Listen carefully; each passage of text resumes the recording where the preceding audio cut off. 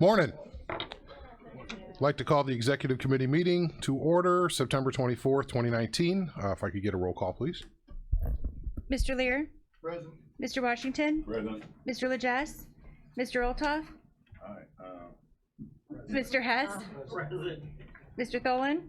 Mr. Byrne. Present. Ms. Weber. Present. Mr. Payton. Present. Mr. Ritter. Mr. Kinzinger. Present. Ms. Haas. Mr. Seroy. Present. Mr. Wheeler. Present. We have a quorum. Thank you. And I have no public comment this morning or presentations. Approval of the minutes, August 27, 2019. A motion to approve, Mr. Byrne, second, Mr. Payton. All those in favor? Aye. Those opposed, same sign. Motion carries. Under legislative, Mr. Lear, you had a UCCI meeting yesterday? Yes, Just a moment, please. Okay, go ahead.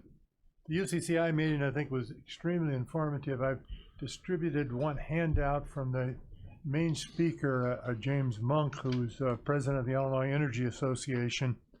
That handout lists some of the power bills, but his presentation was interesting in the fact that I learned that Illinois, in terms of the Midwest, probably has the best power prices in terms of energy generation and so forth of any state in the Midwest.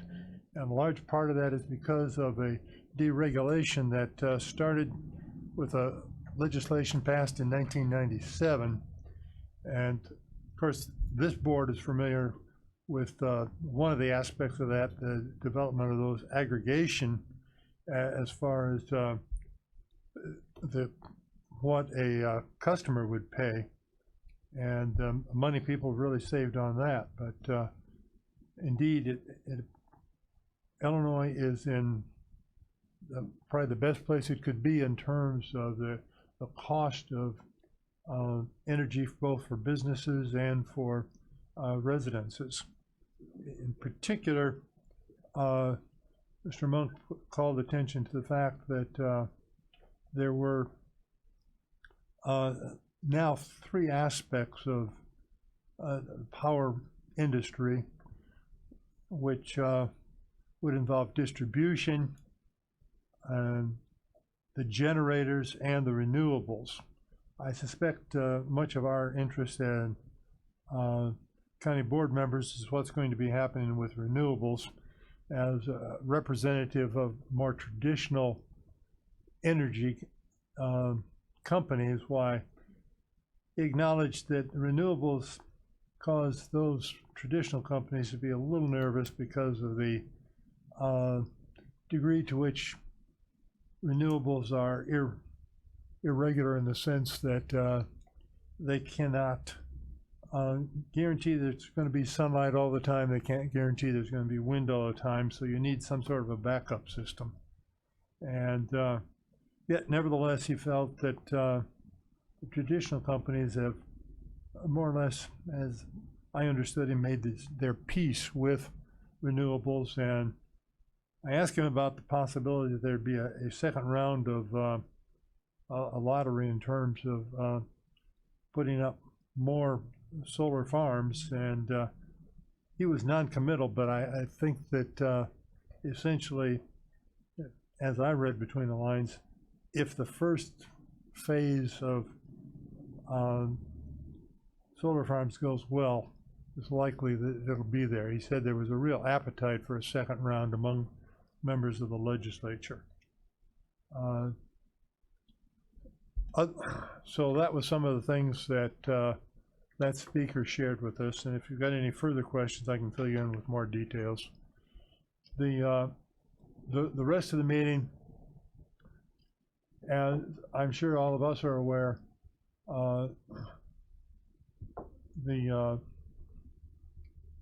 executive director for UCCI noted that we had a very unusual legislative session in the fact that our new governor got virtually all of his agenda adopted in his first year, and going back over previous governors, we've almost never ever seen that in recent history.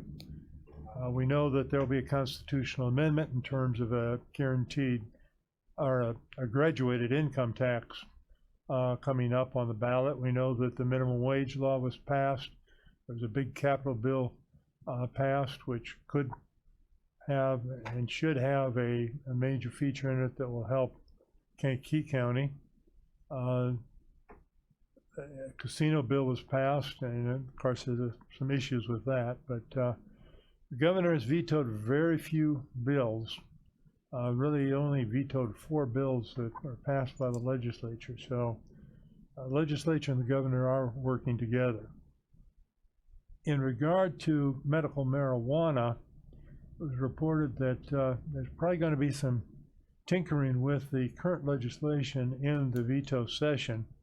One of the biggest elements is moving up some of the dates and the steps as far as the start of implementing that.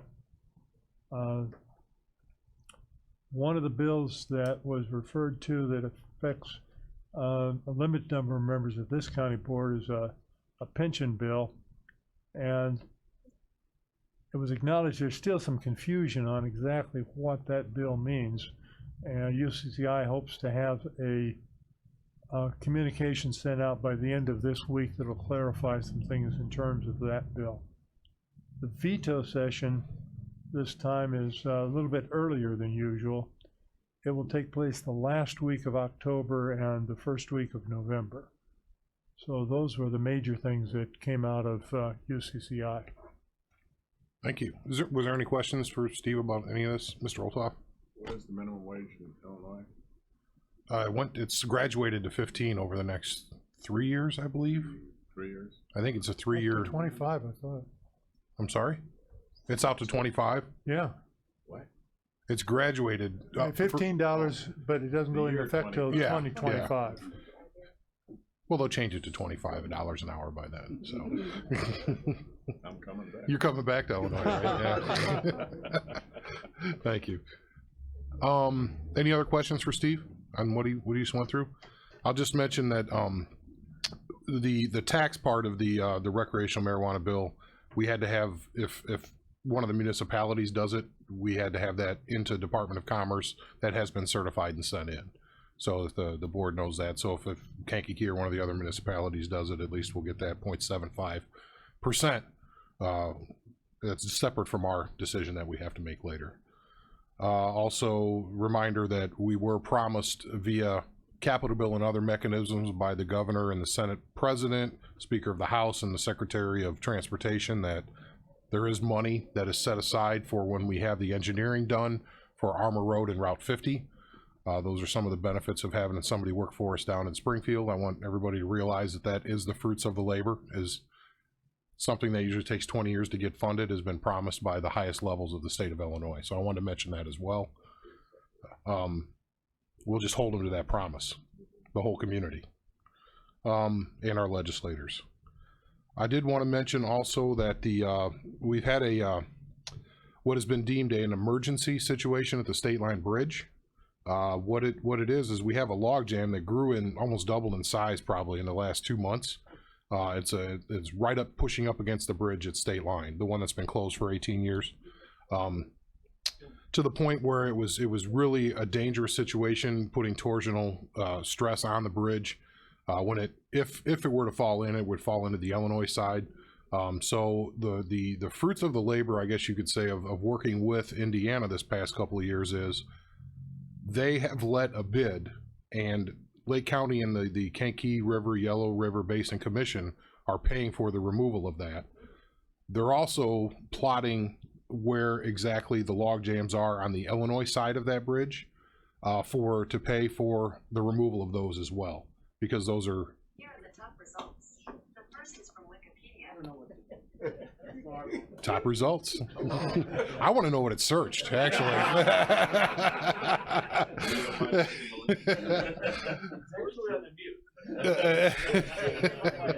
Fantastic. So no, believe me, I've been there. So usually what was on the Illinois side was our problem, but they realized that that's Indiana logs. And so it should speak to where we're at is a bi-state type commission, which kind of leads into what I was going to mention on our DC trip. I went out there with the UCCI group. Mr. Lear met me there. with his initial Uber experience in tow. But no, it was great. We had a series of wonderful meetings with Illinois representatives in Congress and Indiana, their staff, because everybody's busy, but we've had conversations through their staff and also with them directly from the Indiana side about the entire Kankakee River system. We know through a study that was, and not a study really, a work plan that was just released in Indiana. The Illinois version is going to be released at our night meeting in November.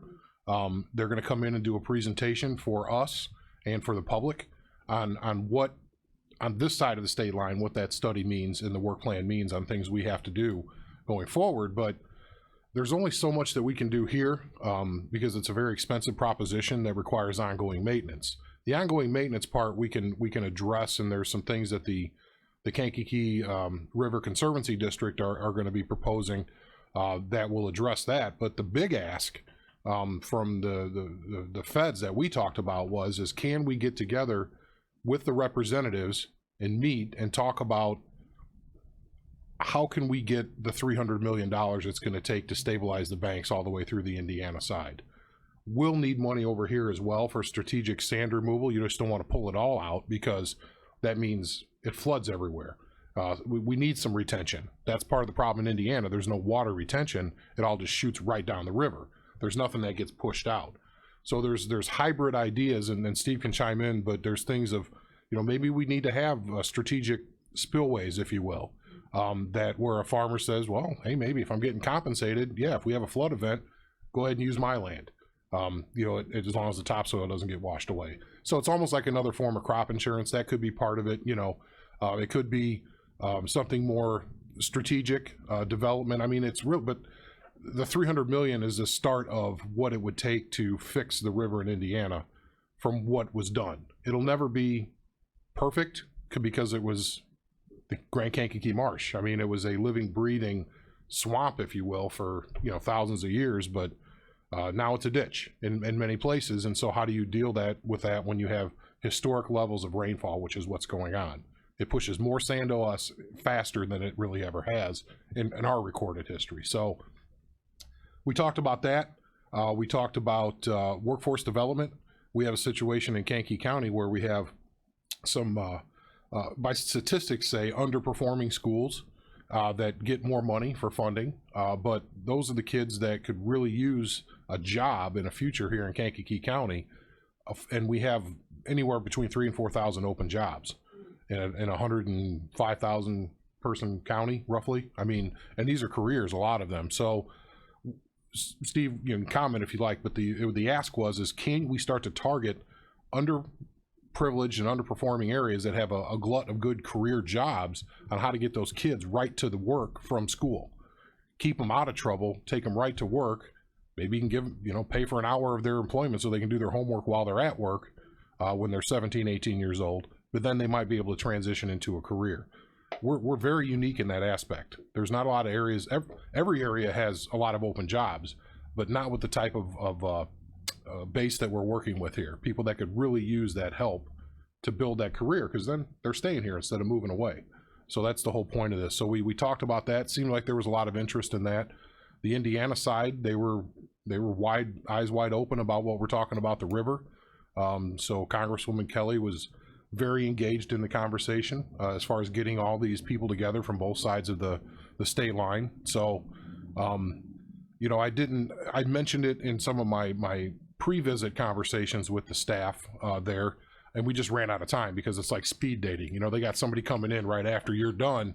But as far as this board should know, one of the things that I've talked to almost everybody on the Illinois side about, and even some on the Indiana side is that at some point people are going to have to realize that comprehensive immigration reform has to happen. And it seems like we change positions, whoever the president is, every 4 or 5 or 8 years, and they just swipe spots. One's for it and then one's against it, and then they go back and they use it as political. They're using people as political tools. So I just mentioned that sooner or later you got to figure out, and this is my position and a lot of people's position is most people don't want the bad actors in the country. You have to have a system that keeps out the people who are predators on their community and others. But you can't expect people wait 15 years to try to immigrate to the United States. You're forcing them into being criminals. And so there has to be comprehensive reform on this, and it's common sense. So really that speaks to, and I've told the Connect people this, I've told anybody at the newspaper who will listen and write a faithful attempt at an article. I've told basically everybody that, you know, not because we have ICE detainees here at our jail, and not because that most of them are being picked up at DOC, but it really is the right thing to do. We need to stop playing games with people's lives. So I wanted to say that on the microphone, because we keep getting accused in the public of being this heartless group of people, and our actions say differently. Okay, I've asked to partner with some of these groups to put the pressure on Washington, and it has not been accepted and reciprocated from some of these groups. And if you're going to use Kankakee County to be a political hammer and to do some of the disgusting things I saw at Perry Farm with some of those cages they put up, that's my own personal opinion. That does a disservice to what we're trying to do here. Okay, so I just wanted to let the committee know that. I don't speak for all of the county in that aspect, but I do talk about it every time I have a chance to talk to the legislators about it. So does anybody have any questions about the trip? Mr. Lear? Well, thank you, Mr. Chairman. Not a question, but I would want to reassert that I heard Representative Congresswoman Kelly giving us an oral commitment. She'd have her staff work with the staff of the other Congress people that are part of this Kankakee River situation. So if that, when that commitment is fulfilled, I think we'll see some real progress in terms of having some kind of a meeting. Right. No, I appreciate that. She was the one who basically said, I'll try to take the lead on getting everybody together. Sorry, I thought the director was coming out there to admonish us for something. So, Spielberg. So, any other questions? It was a very, very good trip. Everything we talked about was received. We just didn't get a bunch of talking points from, you know, our Congress people or others that may not be in our area. We partnered with Iroquois County to talk about a lot of this stuff going around. So I thought it was a great use of time. And by the way, no county money spent, in case anybody's wondering. So this wasn't a political junket where I was draining the county finances. So, all right, moving on then, if there's no other questions. Information services, Kevin, do you have anything today? No, stay back. No, I'm just kidding.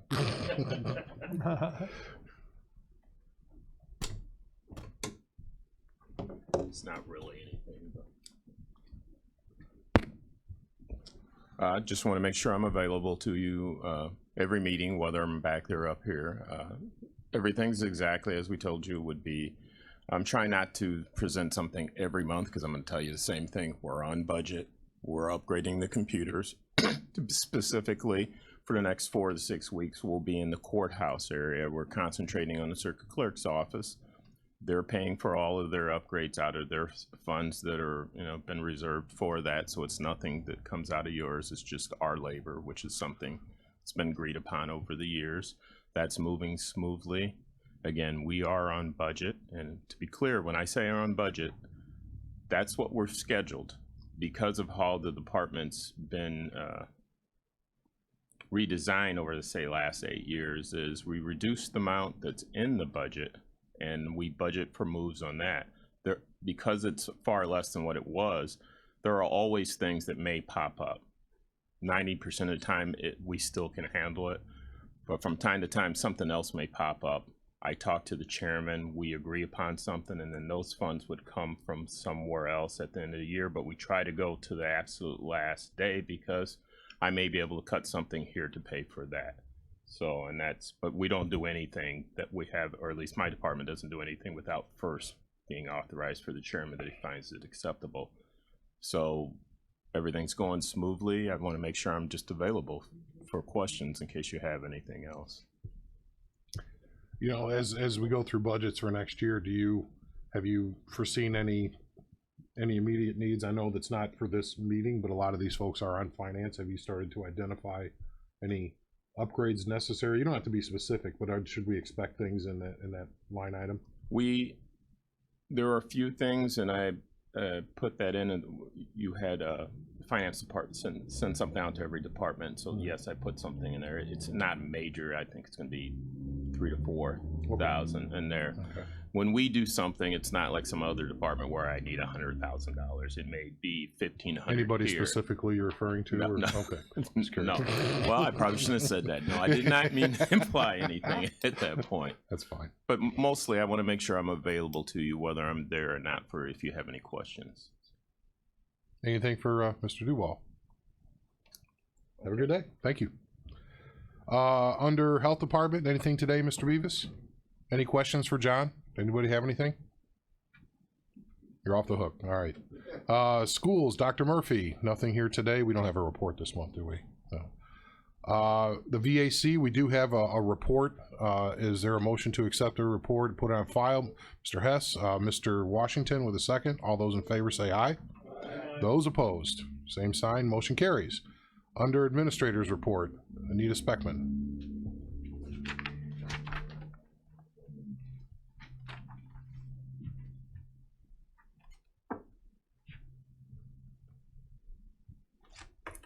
Good morning.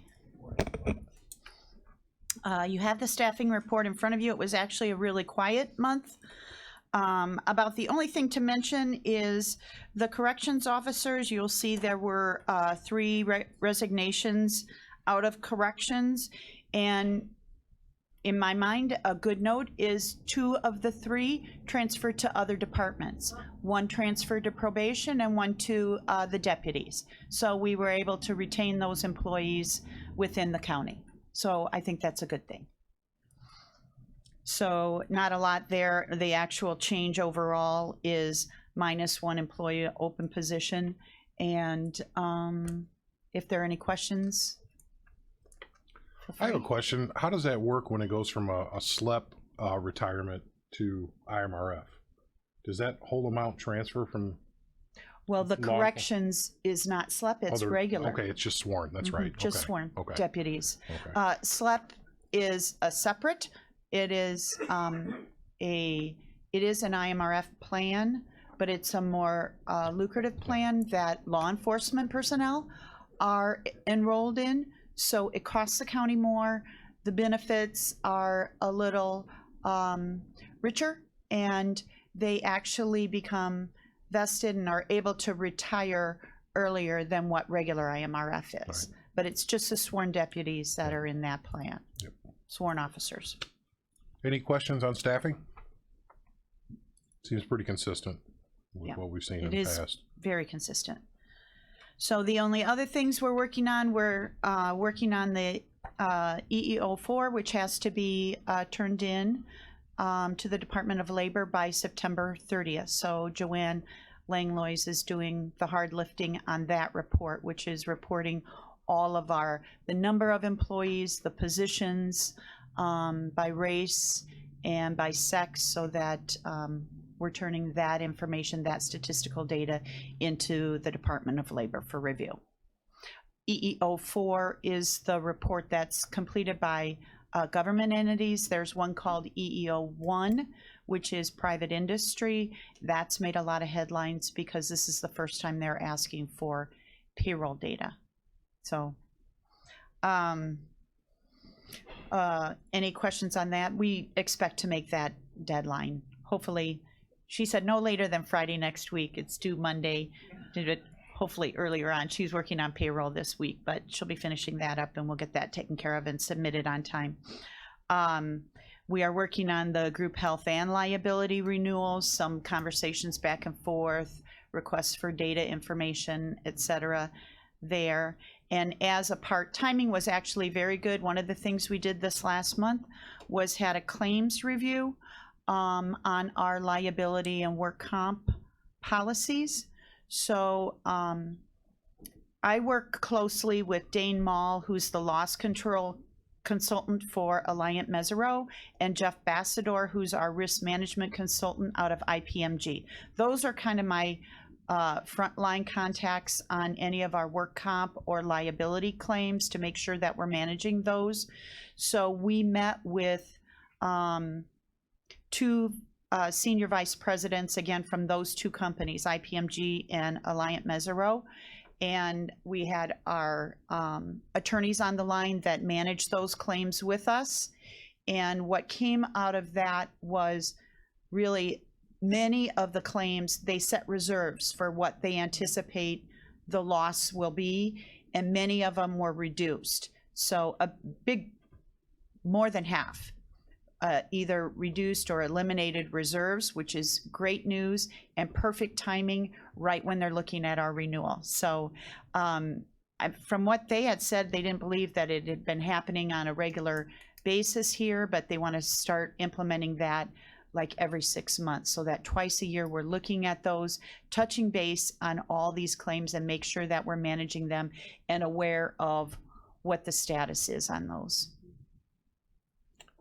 They did actually say afterwards that for an organization our size, they were really shocked at the few number of claims that we have, both liability and work comp. So they were pleased. So when I look at it as, oh my gosh, not another one, they're looking at it like, Anita, we typically, for organizations much smaller, see claims 2-3 times the numbers that you have. So we're in good shape, I think.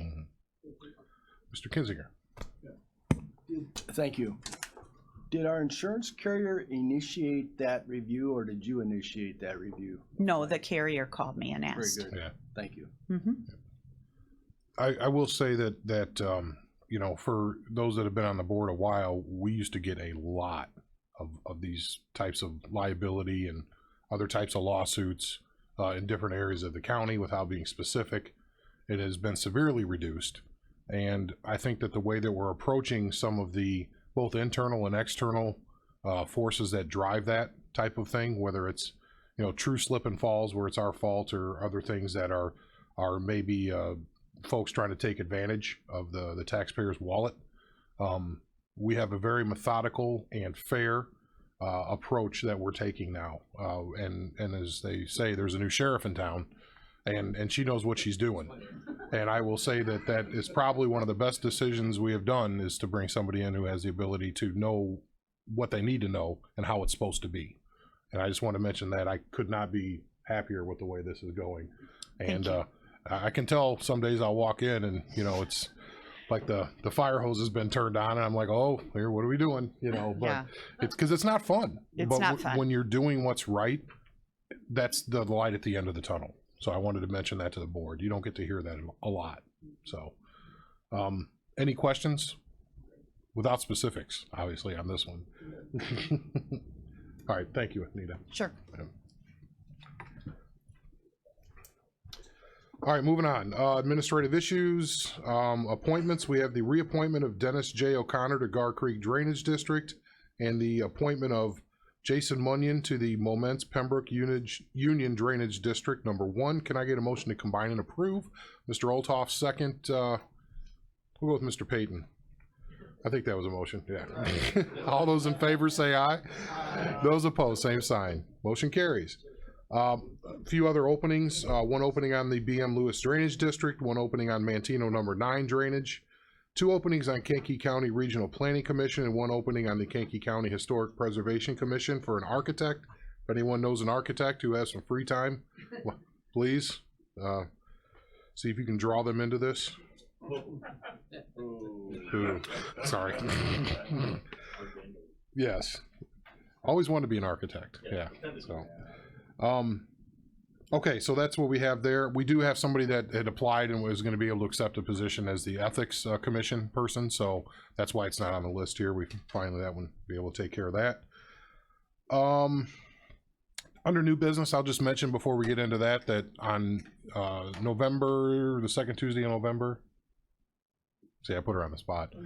Our full board meeting on the, I believe it's the 15th, second Tuesday in November, is going to be a night meeting at the Kankakee Library. We're doing something a little bit different because we want to test the waters and see a night meeting, how that would go. Mr. Hess? It's the 12th, okay. The 12th, sorry, not the 15th.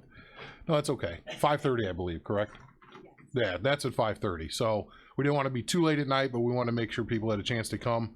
As mentioned, we're going to have the work plan for the Kankakee side that night, that presentation. with a lot of poster boards with graphs and charts and things. So if you're into that kind of nerd stuff and look at what the actual data is, that'll be presented in the back to mill about and check it out, and also the oral and PowerPoint type presentation from the engineers who perform this. Also, all of our committee chair people will do a wrap up of the year, kind of like with the top 5 things that we worked on. If there's more, we'll discuss that, but also what some challenges might be for the following year. And just the regular business will approve the budget and a few other items that have to be done at that meeting before we start to go into our next budget year. So you'll see a lot of activity in finance this and next month, because we have budgets and health insurance and all of those things coming up. But I just want to let the board know, and they could tell folks to come. We're trying to make it not necessarily an event, but do something there that the public would like beyond the normal, making of the donuts, as they say, of the board meeting. Sometimes it gets a little monotonous. So hopefully that's well received. And then we can make it an annual thing after that. So any other new business? Old business? Other business? Is there any motion to adjourn? Mr. Hess? Second with Mr. Hess, the motion by Mr. Olthoff to be the first. Short timer. All those in favor say aye. Those opposed. Have a good day.